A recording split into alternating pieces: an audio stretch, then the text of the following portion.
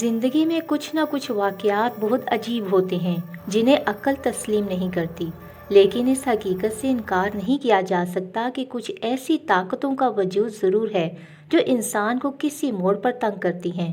میرے ساتھ بھی کچھ ایسا ہی واقعہ پیش آیا۔ میں میڈیکل کا طالب علم ہوں اور تعلیم کے سلسلے میں اپنے گھر سے دور ایک کالج میں زیر تعلیم ہوں۔ مجھے داخلے کے لیے کچھ ہی دن ہوئے تھے کہ گھر سے تار موصول ہوا کہ فلاں رشتہ دار کے ہاں شادی ہے اور تمہارا جانا ضروری ہے۔ میں نے بڑی مشکل سے چھٹی کی درخواست منظور کرائی اور سامان باندھ کر ریلوے اسٹیشن چل پڑا۔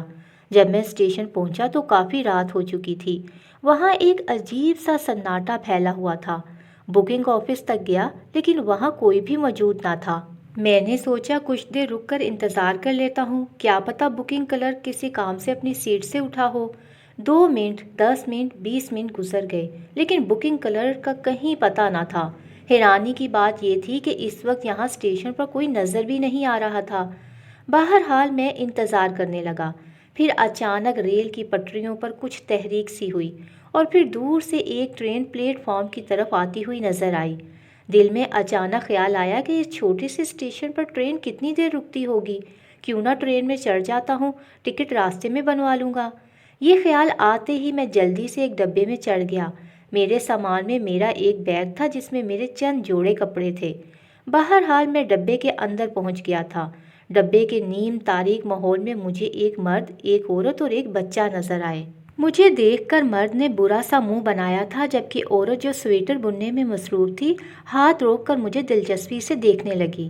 میں نے مرد سے مخاطب ہوتے ہوئے کہا، اگر آپ کی اجازت ہو تو۔ مرد نے بڑی ناگواری سے سر ہلا دیا تھا جس سے صاف ظاہر ہوتا تھا کہ میں ان کے درمیان بے وقت دخل انداز ہوا ہوں اور مجھے یہاں بیٹھنے کی اجازت دے دی گئی ہے۔ مرد نے ایک اخبار نکال کر منہ کے سامنے کر لیا اور اسے پڑھنے کی ناکام کوشش کرنے لگا جبکہ عورت دوبارہ اپنے کام میں مصروف ہو گئی۔ ابھی مجھے بیٹھے ہوئے 2 منٹ ہی گزرے ہوں گے کہ ٹرین اچانک چل پڑی اور مجھے شدید جھٹکا لگا۔ ٹرین ایک دم ہی پوری اسپیڈ کے ساتھ دوڑنے لگی۔ عام حالات میں اتنی اچانک تیز رفتاری سے ٹرین کا چلنا ایک حیران کن بات تھی۔ میں شدید حیرانی کے عالم میں ادھر ادھر دیکھ رہا تھا۔ ان کے ہاتھوں میں پکڑی ہوئی چیزیں بھی اپنی جگہ ساکن تھیں۔ بہرحال میں بھی اپنی جگہ خاموشی سے بیٹھا رہا۔ پھر بچے نے اپنے سامان میں سے ایک گیند نکالی اور اس سے کھیلنے لگا۔ ماں نے ایک بار پھر ہاتھ روک کر بچے کی طرف دیکھا اور بولی، شانی بیٹا رکھ دو اسے، کھیلنے دو، کوئی بات نہیں، مرد نے کہا اور عورت خاموش ہو گئی۔ میری آنکھوں میں نیند کے ڈورے تیرنے لگے تھے اور پھر وہ بند ہونے لگی، لیکن اچانک مجھے آنکھیں کھولنا پڑیں۔ نیم کھلی آنکھوں سے میں اس بچے کی طرف دیکھ رہا تھا۔ یہ مسلسل گیند سے کھیل رہا تھا کہ اچانک گیند کھڑکی سے باہر چلی گئی اور میں نے صاف دیکھا کہ بچے نے پھرتی سے ہاتھ بڑھا کر گیند کو لپک لیا۔ خدا کی پناہ، ایسا کیسے ہو سکتا ہے کہ بچے کا ہاتھ اتنا لمبا ہو جائے؟ کیا ایک چھوٹے سے بچے کا ہاتھ اتنا لمبا ہو سکتا ہے؟ اب میں پوری آنکھیں کھول کر بیٹھا تھا۔ پھر اس کے بعد جو ہوا وہ میرے ہوش اڑا دینے کے لیے کافی تھا۔ اس بار گیند مرد کی طرف والی کھڑکی سے باہر نکل گئی تھی جسے مرد نے بھی ہاتھ لمبا کر کے پکڑ لیا۔ مارے خوف کے میری آواز نہیں نکل پا رہی تھی، لیکن اتنا اندازہ تو ضرور ہو گیا تھا کہ کوئی گڑبڑ ضرور ہے۔ میں نے ہمت کر کے ان سے بات کرنے کی کوشش کی، کیا آپ نے ہاتھ لمبا کر کے گیند باہر سے پکڑی ہے؟ تینوں نے بیک وقت ایک دوسرے کو دیکھا اور پھر مرد نے بھاری آواز سے کہا، ہاں میں نے اسی طرح پکڑی تھی گیند۔ مرد کا ہاتھ انتہائی حد تک لمبا ہو گیا تھا اور میری چیخیں نکلنے لگی۔ پھر ایک اور واقعہ رونما ہوا۔ اچانک ہی چلتی ہوئی ٹرین کا یہ ڈبہ باسکٹ بال کا میدان بن گیا۔ گیند کا ہجوم باسکٹ بال کی گیند کے برابر ہو گیا۔ ڈبے میں ایک جانب باسکٹ نمودار ہو گئی تھی اور اب مرد، عورت اور بچہ اپنی اپنی جگہوں پر کھڑے تھے اور پھر ایک عجیب و غریب کھیل کا آغاز ہو گیا۔ وہ تینوں ڈبے میں باسکٹ بال کھیل رہے تھے، وہ میرے اندر سے آر پار گزر رہے تھے۔ ان کا وجود دھوئیں کے علاوہ اور کچھ بھی نہ تھا۔ وہ خوب شور مچا مچا کر ایک دوسرے سے بال چھین رہے تھے، ہاتھ لمبے کر کے ایک دوسرے کو ڈاش دے رہے تھے اور باسکٹ میں گول کیے جا رہے تھے، اور یہ سارا منظر میرا بوریا بستر گول کرنے کے لیے کافی تھا۔ میں شدید خوف اور پریشانی کے عالم میں ان لوگوں کو دیکھ رہا تھا۔ مجھ پر بے ہوشی طاری ہونے لگی تھی۔ مجھے کچھ بھی سمجھ نہیں آ رہا تھا۔ عقل اس بات کو تسلیم کرنے سے قاصر تھی کہ اچانک ایک ٹرین کا ڈبہ باسکٹ بال کا میدان کیسے بن گیا۔ میں شدید خوف اور دہشت کے عالم میں چیخا کہ تم لوگ یہ کیا کر رہے ہو؟ اچانک ان تینوں نے پلٹ کر میری طرف دیکھا اور پھر ایک دوسرے کی طرف دیکھا۔ پھر مرد نے مجھ سے کہا، چپ چاپ بیٹھ جاؤ اور ہمارے کھیل کو ڈسٹرب نہ کرو۔